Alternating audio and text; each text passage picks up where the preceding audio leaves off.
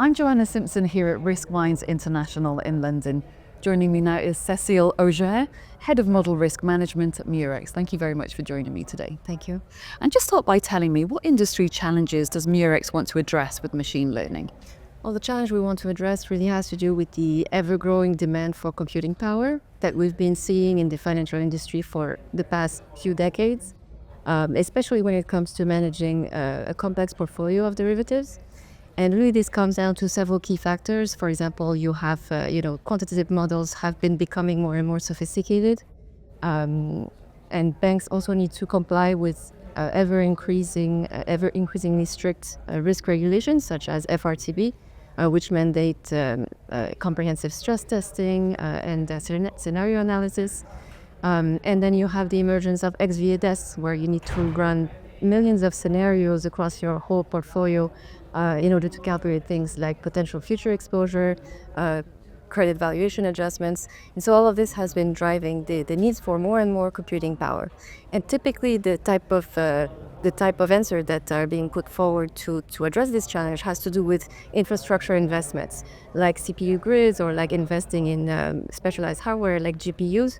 And this can be very costly, especially for certain institutions. Not everybody can afford this type of investment. So at Murex, we've been trying we've been researching how to design and train neural networks in order to accelerate those calculations so that one doesn't need to rely on those heavy infrastructure investments. And we're pretty excited about the possibilities that this can create. And how do you see this approach making a difference in the industry? Well, it has a potential to make quite a difference in the industry. I'll just give you two examples to illustrate. So the first example is today there's calculations that are very heavy and can only be run overnight or over the weekend, for example, value at risk. And today with the neural network acceleration, you'd be able to run those calculations during the day, multiple times a day. So ultimately your risk officers can look at real-time data, not at yesterday's data. Another example is simply that sophisticated models now would become much more affordable, much more accessible to more market players, because they don't come with a heavy price tag of having to invest in so much infrastructure. So those are just two examples of how it can be pretty transformative for the industry. And what are some of the challenges that you encountered in your research? So the main challenge that the team at Murex encountered in the research was to reach the level of precision that we were looking for. So if you take, for example, interest rate risk, normally when you price a derivative, you want to know if it's more sensitive to the shorter part of the interest rate curve or the longer part of the interest rate curve. Initially, the neural network was not able to pinpoint precisely enough which part of the curve the derivative was exposed to. And this was something that we wanted to solve.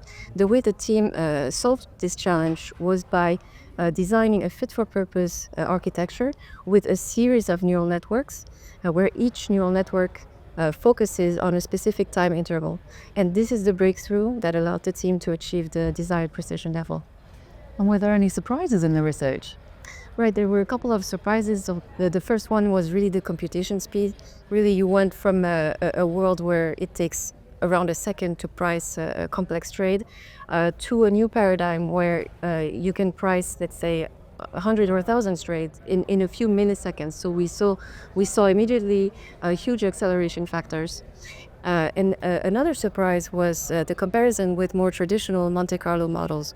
A typical pain point of Monte Carlo approach is that the results are typically a bit noisy, especially when you look at first and second derivatives. And with neural network, if you implement it correctly, it's actually able to smooth out the noise from the Monte Carlo. So you're actually able to get higher quality results than the model that it is trained on, which is quite a nice benefit in addition to the acceleration factors.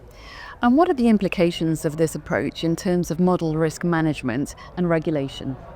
So it is interesting to think about machine learning in the context of model risk regulations. What's important to note is that model risk regulations, whether we talk about SR 11.7 or SS 123, are essentially technology agnostic. So model risk management is really about identifying model risk given the model usage within the institution and effectively mitigating it. And this regardless of the underlying technology. So when it comes to neural network acceleration, It's important to just apply the same best practices, which are basically identifying the model risk, performing an independent validation of the model, of its implementation, and also setting up ongoing model monitoring at an adequate frequency. And at Murex, we aim to provide all the tools and documentation that to enable compliance with regulation, and the same is true with this new research. Cécile Auger, thank you very much for joining me. Thank you.